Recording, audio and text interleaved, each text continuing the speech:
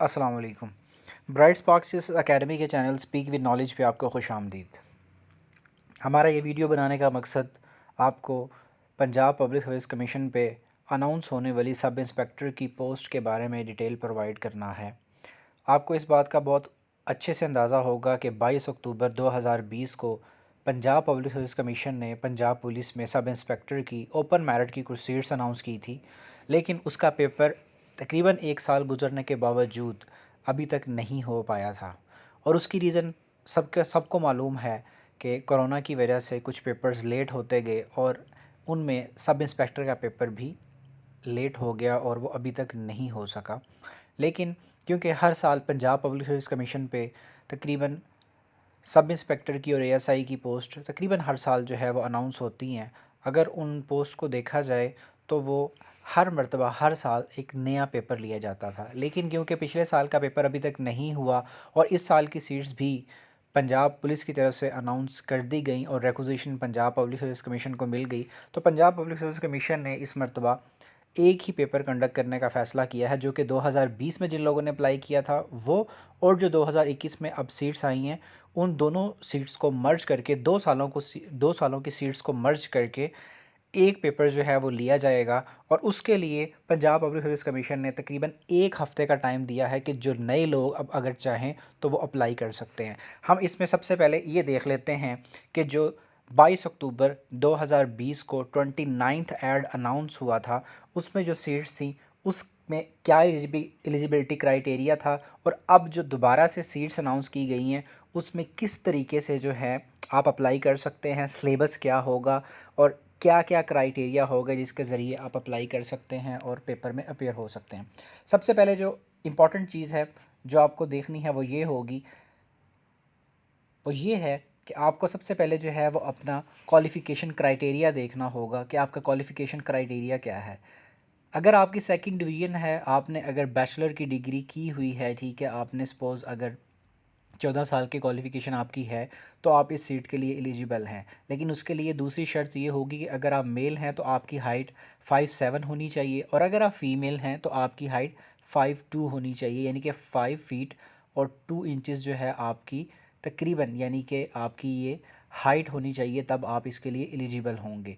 और मेल के लिए कुछ चेस्ट क्राइटेरिया भी रखा गया है और कुछ विजुअल स्टैंडर्ड भी हैं, वो भी आपको जो है वो चेक करने होते हैं अगर आप इसके लिए एलिजिबल हैं या नहीं। और इन चीज़ों को फुलफ़िल करने के लिए आपके लिए एक ही चीज़ ज़रूरी है, वो ये है कि आप अपने शहर में कोई भी डीएचक्यू हॉस्पिटल चले जाएँ, ठीक है? आपका जो शहर में जो डिस्ट्रिक्ट हॉस्पिटल है वहाँ पर जाएँ और वहाँ पे जाके आप एक फ़ॉर्म लें, उनको बताएँ कि हमने पंजाब पुलिस में सब इंस्पेक्टर की पोस्ट के लिए अप्लाई करना है। तो वो आपको एक टेस्ट लेंगे, आपकी हाइट मेज़र करेंगे, आपकी जो आइज़ हैं वो चेक करेंगे और आपको उसके ऊपर जो है वो लिख कर दे देंगे और स्टैंप लगा देंगे। ये वो क्राइटेरिया होगा, ये वो एक फ़ॉर्म होगा मेडिकल का, एक एक यानी कि इनिशियल मेडिकल टेस्ट होगा आपका, जो कि आपने जैसे आप अप्लाई करते हैं और अप्लाई करने के साथ आपको पता होगा इस बात का कि आप अपनी फ़ी स्लिप जो आप चालान फॉर्म जमा करवाते हैं वो चालान फॉर्म भी आपने इंटरव्यू में शो करना होता है। और जो ये मेडिकल जो इनिशियल मेडिकल जो आपका होगा ये भी आपने इंटरव्यू के टाइम के ऊपर लाजमी शो करना है। अगर ये आपके पास से गुम हो गया या आपकी फ़ीस की स्लिप जो है वो चालान फॉर्म गुम हो गया तो समझे कि आपकी सिलेक्शन जो है वो कैंसिल हो जाएगी। तो ये चीज़ जो है बहुत इंपॉर्टेंट है, आपने इस चीज़ को अपने जहन में रखना है कि आपने जो फ़ीस सबमिट करवानी है वो चालान फॉर्म और जो आपका ये इनिशियल मेडिकल जो होगा, ये दोनों फॉर्म आपने अपने पास संभाल के रखने हैं उस वक्त तक जब तक आपने इंटरव्यू में नहीं चले जाना। अगर आपका पेपर क्लियर होता है, अल्लाह करे आपका पेपर क्लियर हो, आप पेपर क्लियर करने के बाद जब इंटरव्यू में जाएंगे तो आपसे ये दोनों चीज़ें ले ली जाती हैं, तभी आपकी सिलेक्शन हो सकती है। अगर इनमें से एक चीज़ भी आपने मिस कर दी तो आपने बेशक हाईएस्ट मार्क्स भी लिए होंगे रिटर्न में, आपका इंटरव्यू नहीं होगा। तो ये चीज़ आपने अपने जहन में रखनी है। इसके बाद जो दूसरी सबसे इंपॉर्टेंट चीज़ होती है जो हमने नोट करनी होती है जब हमने अप्लाई करना होता है, वो ये होता है कि आपका सिलेबस इसमें क्या होगा। इसमें सबसे इंपॉर्टेंट जो चीज़ है वो यहाँ पे मैं मेंशन कर देता हूँ, उसको मैं हाईलाइट करने लगा हूँ।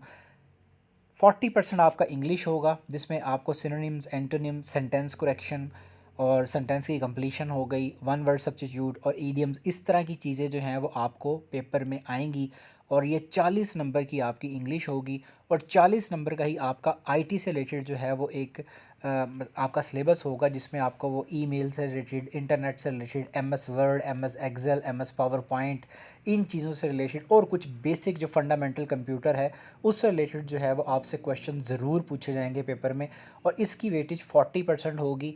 याद रखिएगा, सब इंस्पेक्टर के लिए जो 2019 का पेपर हुआ था उस पेपर में मैथ का पोर्शन और कंप्यूटर का पोर्शन ज़्यादा था और जीके का पोर्शन जो है वो कम था। लेकिन 2020 और 21 का जो अब पैटर्न है, जो अब जो सीट्स अनाउंस हुई हैं और जो 2020 में अनाउंस हुई थी, यानी कि जो पेपर एक ही लिया जाएगा, उसमें जो आपका पैटर्न होगा वो 40% आपकी इंग्लिश होगी, जिसमें मैंने बता दिया है आपको वोकेबलरी दी जाएगी, आपको इसके अलावा सेंटेंस करेक्शंस वगैरह, आपको प्रोवर्ब वगैरह, ईडियम्स वगैरह, या आप यूँ समझ लें कि वन वर्ड सब्स्टिट्यूट वगैरह डाले जाएंगे उसमें।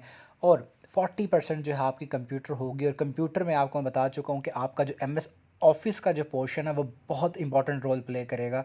आपको M S PowerPoint, M S Excel, M S Word वगैरह जो है वो अच्छे से यूज़ करना आना चाहिए, क्योंकि इनसे रिलेटेड जो है वो बेसिक क्वेश्चन ज़रूर पूछते हैं पेपर में।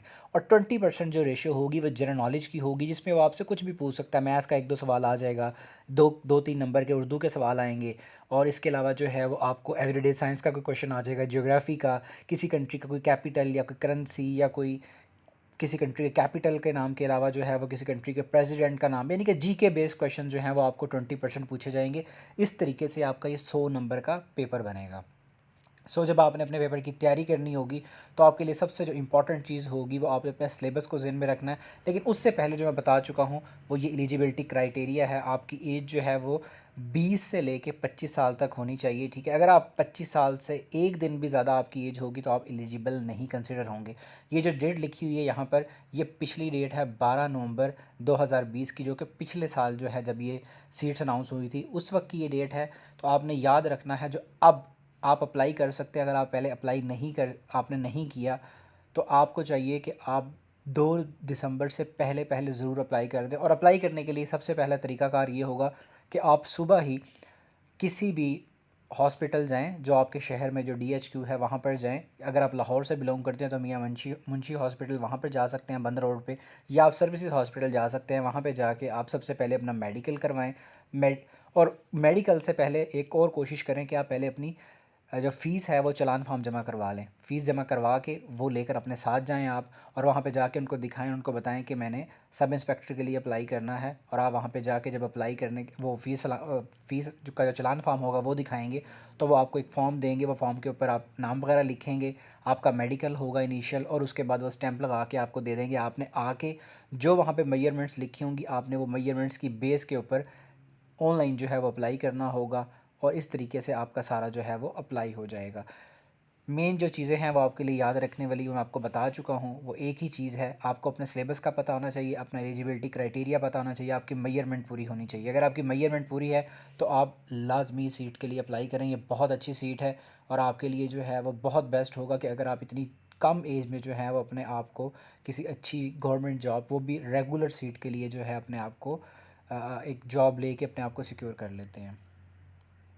इसमें सबसे इम्पॉर्टेंट जो चीज़ है हमारे लिए अब देखने वाली वो ये है कि जो सीट्स पहले अनाउंस हुई थी वो कम थी, और जो इस मरतबा जो सीट्स अनाउंस हुई हैं उसकी जो मॉडिफिकेशन हुई है, ठीक है, जो पार्शियल मॉडिफिकेशन जो है एडवर्टाइजमेंट आई है उसमें अगर देखा जाए तो लाहौर रीजन की सीट्स पहले 127 थी, जो कि अब ऐड करने सॉरी पहले 79 थी, अब दोबारा जो सीट्स आई हैं उनको ऐड करने के बाद ये तकरीबन 206 सीट्स हो गई हैं। शेखपुरा रीजन में जो पहले सीट्स थी वो सिर्फ 10 थी, अब अगर देखा जाए तो 13 सीट्स ऐड होगी, जिसके बाद अब 23 सीट्स बन गई। इसी तरीके से गुजरांवाला की 107 सीट्स बन गई हैं, और रावलपिंडी डिवीज़न की 144 हैं। तो ये सारी लिस्ट जो है दी हुई है आपकी डिस्ट्रिक्ट वाइज, आप देख लें। अगर आप लाहौर से बिलोंग करते हैं तो आपके पास देखें तकरीबन 206 सीट्स हैं, यानी कि आप 206 सीट्स के ऊपर एलिजिबल हैं। लेकिन अगर आप देखें इसमें ओपन मेरिट की सीट जो हैं 165 हैं, और बाकी कुछ सीटें जो हैं वो कोटा बेस हैं, यानी कि कुछ फीमेल की सीट है और कुछ माइनॉरिटी कोटा की सीट है। तो इन अगर 20% सीट्स को निकाल दी जाए तो तकरीबन 80% सीट्स फिर भी आप उस पर एलिजिबल हैं। अगर आप बॉय हैं तो इसका मतलब है कि आप 165 सीट्स के ऊपर आसानी से एलिजिबल हैं। तो ये बहुत ज़्यादा सीट्स हैं, अगर आप इन पर ट्राई करना चाहें बड़ी आसानी से ट्राई कर सकते हैं। आप जो है लाजमी इस पर अप्लाई करें। लेकिन जब आपने अप्लाई करना है, आपने अपना केस नंबर जो है वो ज़रूर ज़हन में रखना है। अगर आपको केस नंबर का पता ना चले तो आप हमारा जो व्हाट्सएप नंबर है 0333678941 पे आप मैसेज कर सकते हैं, अपना केस नंबर पूछ सकते हैं, क्योंकि जब आपने चालान फॉर्म सबमिट करवाना होगा उस पे आपने अपना केस नंबर लाजमी मेंशन करना है। तो ये कुछ पार्शल मॉडिफिकेशन है, ठीक है, जो आपकी जो एडवर्टाइजमेंट थी, जो 29th एडवर्टाइजमेंट है 2020 की, उसके अंदर थोड़ी सी कुछ मॉडिफिकेशन करने के बाद सीट्स को बढ़ाया गया है और उसकी लिस्ट जो है ये सामने मेंशन की गई है, आपने इसको लाजमी देख लेना है। आपके पास जो अप्लाई करने का लास्ट डेट है वो 3 दिसंबर है 2021। इस डेट से पहले पहले आपने अप्लाई करना है, यानी कि अगर आप 4 दिसंबर को अप्लाई करेंगे तो आप एलिजिबल नहीं हैं। और आपने जो मेडिकल बनवाना है वो भी आपने 3 दिसंबर से पहले पहले बनवा लेना है। अगर आप इससे लेट होगे तो आप एलिजिबल कंसीडर नहीं होंगे। मैं पहले ही कह चुका हूँ, जो आप इनिशियल मेडिकल बनवाएंगे उसको आपने संभाल के रखना है। लेकिन कुछ लोगों के साथ ऐसा भी हुआ है जिन लोगों ने अप्लाई पहले किया था लेकिन उनका मेडिकल जो है उनसे गुम हो गया है। तो उनको चाहिए कि कोई बात नहीं, अगर उनसे वो गुम हो भी गया है तो वो दोबारा से मेडिकल बनवा लें और अब जो मेडिकल बनवाएंगे उसको संभाल के रखें, ताकि जब अगर उनका पेपर क्लियर होता है वो इंटरव्यू में जाएँ तो वो उस मेडिकल की बेस पे अपने आप को एलिजिबल कंसिडर करवा सकें। इसके अलावा अगर आप हमारा टेस्ट सेशन ज्वाइन करना चाहते हैं तो आप हमारा व्हाट्सएप नंबर जो है उस पे हमें मैसेज करें और हमारा टेस्ट सेशन को ज्वाइन करें, ताकि आप इस एग्ज़ाम की तैयारी के लिए अच्छे से अच्छे जो हैं वो एमसीक्यूज़ और अच्छे से अच्छा जो मटेरियल आपको प्रोवाइड किया जा सके। और हमारा टेस्ट सेशन आप ज्वाइन करने के बाद आपको पीडीएफ फॉर्म में कुछ नोट्स भी प्रोवाइड किए जाएंगे, इंपॉर्टेंट पीडीएफ नोट्स होंगे जो कि 2021 में होने वाले पंजाब पब्लिक सर्विस कमीशन के तकरीबन हर हर पेपर के तकरीबन आपको 100 एमसीक्यूज़ लाजमी प्रोवाइड किए जाएंगे। उसकी बेस पे आपको नए पैटर्न को समझने में और तैयारी करने में बहुत ज़्यादा आसानी होगी। सो जिन लोगों को लगता है कि वो इस सीट के लिए एलिजिबल हैं वो लाजमी अप्लाई करें। और अप्लाई करने के बाद अगर आपको कोई मज़ीद गाइडेंस चाहिए या कोई आपको हेल्प चाहिए तो आप हमारे व्हाट्सएप नंबर 0333678941 पे मैसेज ज़रूर कीजिएगा।